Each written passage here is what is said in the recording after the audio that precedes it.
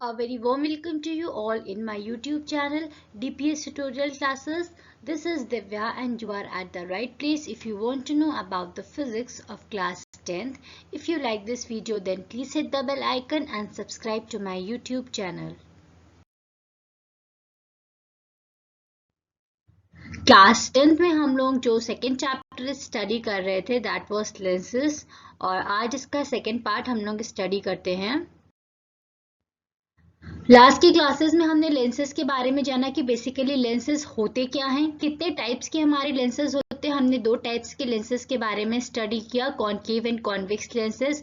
कुछ टर्म्स हमारे जो कॉनकेव और कॉन्वेक्स लेंसेज से रिलेटेड होते हैं उनके बारे में हमने स्टडी किया था और लास्ट के ही क्लास में हमने प्रिंसिपल फोकस के बारे में स्टडी किया था। आज हम जानेंगे कि प्रिंसिपल फोकस जो हमारा फर्स्ट प्रिंसिपल फोकस और सेकंड प्रिंसिपल फोकस जो होता है वो हमारा क्या होता है। तो चलिए हम अपने आज की क्लास से स्टार्ट करते हैं। Lens has two principal focus. जो हमारा लेंस होता है जैसे कि हमने लास्ट के क्लासेस में पढ़ा था, ये हमारा कॉन्वेक्स लेंस है, ये हमारा कॉनकेव लेंस है। तो इसमें हमारे मतलब ऑप्टिकल सेंटर होता है और दो हमारे एफ होते हैं जिनको हम प्रिंसिपल फोकस कहते हैं, दो हमारे सी होते हैं जिनको हम सेंटर ऑफ कर्वेचर कहते हैं। इसको हम F1 से भी डिनोट कर सकते, 2F1 से भी डिनोट कर सकते हैं और हम उसको सी से भी डिनोट कर सकते हैं सेंटर ऑफ कर्वेचर को। पर अभी यहाँ पे फिलहाल हम प्रिंसिपल फोकस के बारे में ही स्टडी करेंगे। तो जो हमारा फर्स्ट प्रिंसिपल फोकस होता है वो क्या होता है? It is the point on the principal axis of the lens. ये हमारा प्रिंसिपल एक्सिस जो हमारी ये मिडिल वाली रे होती है, इस पे एक पॉइंट होता है, द रे स्टार्टिंग फ्रॉम और directed to which becomes parallel to the principal axis after refraction sorry. तो यहाँ पे जैसा कि आप देख सकते हैं कि रेज हमारी ओरिजिनेट डिफरेंट डायरेक्शन से आ रही हैं, तो वो सारी रेज जो हमारी F1 से पास आउट हो रही हैं और उसके बाद लेंस में रिफ्रैक्शन के बाद वो पैरेलल हो जाती है, तो वो हमारा पॉइंट क्या होता है? F1 होता है। अब अगर हम इस वाले कॉनकेव लेंस में कंसीडर करें तो डिफरेंट रेज हमारी इस पे फॉल कर रही हैं।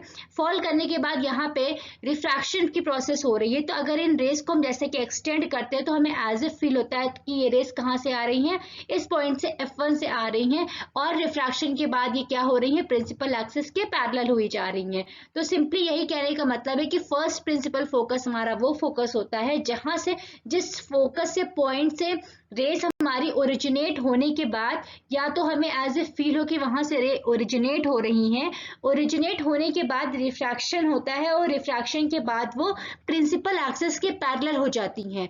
तो उस फोकस को हम क्या कहते हैं? फर्स्ट फोकल पॉइंट कहते हैं।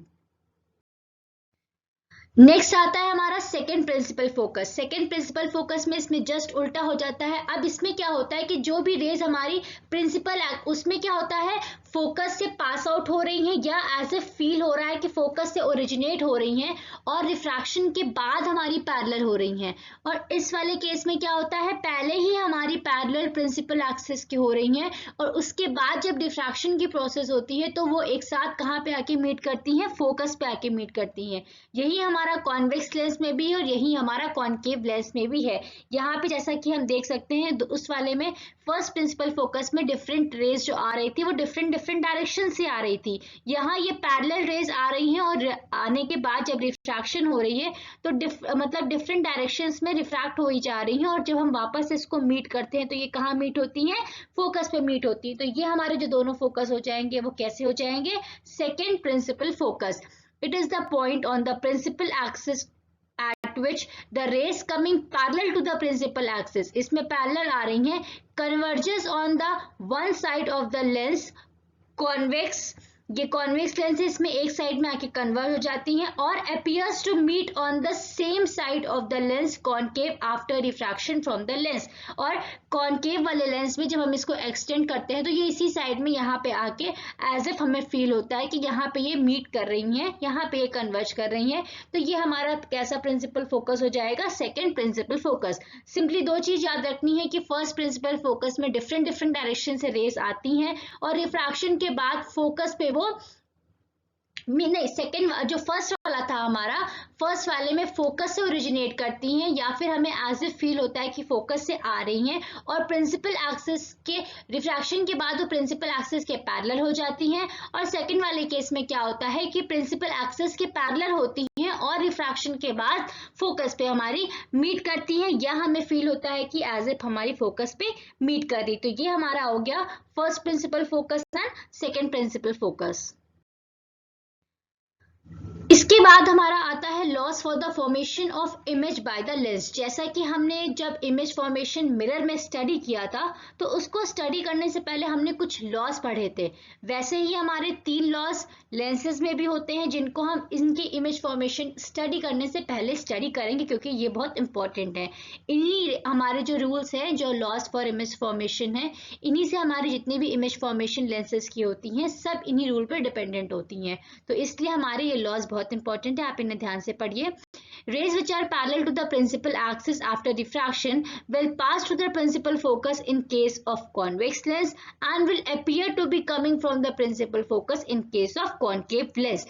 जब भी हमारी कोई भी रे लेंस से पास होती है तो अगर वो कॉन्वेक्स लेंस होगा तो उसमें क्या होगा, पैरेलल रेज पास होने के बाद जो पैरेलल रेज प्रिंसिपल एक्सिस से हैं उसमें रिफ्रैक्शन के बाद फोकस से पास आउट होंगी। और जो हमारा कॉन्केव लेंस होता है इसमें जो पैरेलल रेज आती हैं वो रिफ्रैक्शन के बाद हमारी रिफ्रैक्ट हो जाएंगे और इसके बाद जब हम इन्हें एक्सटेंड करेंगे तो हमें एज इफ फील होगा कि ये कहाँ पे मीट कर रही हैं, फोकस पे मीट कर रही हैं। तो ये हमारा हो गया पहला वाला केस। नेक्स्ट वाला जो हमारा आता है कि अगर कोई भी रे फोकस से पास हो रही है तो वो हमारी क्या होती है, हमेशा प्रिंसिपल एक्सिस के पैरेलल हो जाती है रिफ्रैक्शन के बाद।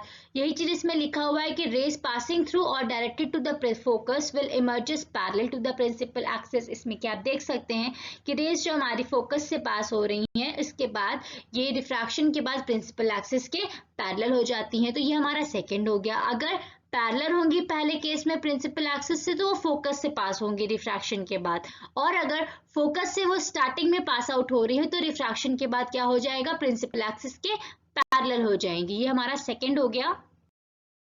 थर्ड हमारा आता है, सिंपली है हमारा थर्ड वाला बिल्कुल, कि अगर ये ऑप्टिकल सेंटर से पास आउट हो रही है रेज तो ये as it is undeviated pass out हो जाएंगे। इसमें कुछ भी एज सच रेज का रिफ्रैक्शन नहीं होगा। जैसे ही ऑप्टिकल सेंटर से पास आउट होंगी वो जिस डायरेक्शन में आ रही हैं उसी डायरेक्शन में ये बिल्कुल अनडेविएटेड पास आउट हो जाएंगी। तो ये हमारे बेसिकली 3 लॉज हो गए इंपॉर्टेंट जो कि हमारे लेंस में इमेज फॉर्मेशन के लिए बहुत ही ज्यादा एसेंशियल है।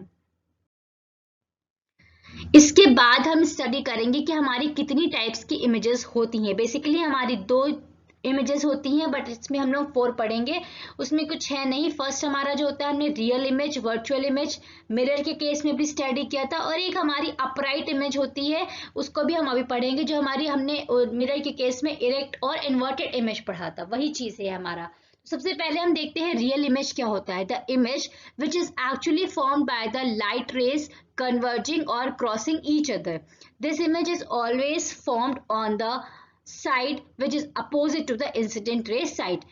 इस वाले केस में लेंस में क्या होता है हमारा कि जो हमारी इमेज फॉर्म हो रही है वो हमेशा 2 रेस के इंटरसेक्शन से ही फॉर्म होती है, और हमेशा जो रियल इमेज हमारी होती है वो क्या होता है, जैसे ऑब्जेक्ट हमारा इस डायरेक्शन में रखा है तो इसके अपोजिट डायरेक्शन में, मींस अगर लेफ्ट हैंड साइड में ऑब्जेक्ट रखा है तो मिरर से रिफ्रैक्शन होने के बाद राइट हैंड साइड पे इमेज फॉर्म होगी और वो हमारी इमेज कैसी होगी, रियल इमेज होगी। ठीक, नेक्स्ट है हमारा वर्चुअल इमेज आता है। The image which is appears to be formed behind the lens is called as a virtual image. It is formed by the actual light rays. It is formed always on the side which is incident ray. इस वाले case में क्या होता है कि जो light rays हमारी आ रही हैं जिस डायरेक्शन से, जिस साइड पे हमारा ऑब्जेक्ट रखा होता है उसी साइड पे हमारी इमेज भी फॉर्म होती है। तो ये हमारी कैसी हो जाएगी, वर्चुअल इमेज हो जाएगी। ये आपको अच्छे से क्लियर हो गया होगा क्योंकि हम लोगों ने मिरर के केस में भी इसको स्टडी किया था कि जैसे अपोजिट साइड रे हमारी बन रही है, वो इमेज बन रही है हमारी, तो वो रियल इमेज होगी, और जिस साइड हमारा ऑब्जेक्ट रखा है उसी साइड हमारी अगर इमेज फॉर्म हो रही तो ये हमारी कैसी हो जाएगी, वर्चुअल इमेज हो जाएगी। Image formed by the concave lens are always virtual. Image जो हमारी कॉनकेव लेंस से फॉर्म होती है वो हमेशा हमारी वर्चुअल होती है, और जो कॉन्वेक्स लेंस से फॉर्म होती है वो रियल और वर्चुअल दोनों ही हो सकती है। उस केस पे डिपेंड करता है कि हमारा ऑब्जेक्ट कहाँ रखा है। ये अभी हम आगे जब हम image formation by the lenses पढ़ेंगे तब हम इसके बारे में और डिटेल में स्टडी करेंगे।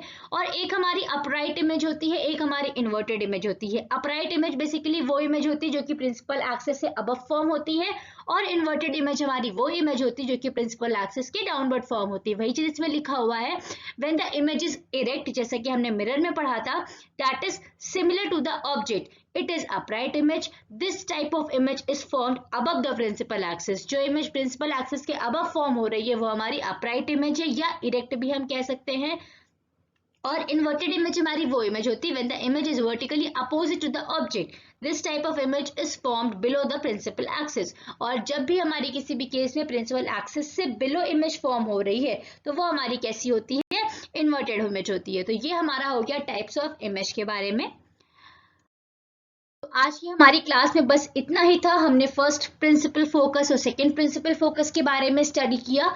इमेज फॉर्मेशन ऑफ लेंसेज जो होते हैं उनके लिए कौन कौन से बेसिक इंपॉर्टेंट लॉज होते हैं उनके बारे में हमने स्टडी किया, और हमारी टाइप्स ऑफ इमेजेस क्या होती हैं इनके बारे में स्टडी किया। तो आज की क्लास में हमारा इतना ही था। नेक्स्ट क्लास में हम लोग इमेज फॉर्मेशन के बारे में भी स्टडी करेंगे। अगर आपको इस वीडियो से रिलेटेड कुछ भी डाउट्स हो तो आप मुझे कमेंट में कमेंट करके अपने डाउट्स क्लियर कर सकते हैं, और अगर आपको लास्ट क्लास से भी रिलेटेड कुछ डाउट्स हो सकते हैं तो आप पर्टिकुलर वीडियो वॉच करके मुझे कमेंट्स कर सकते हैं। I will clear your all the doubts. Thank you for watching this video and keep supporting.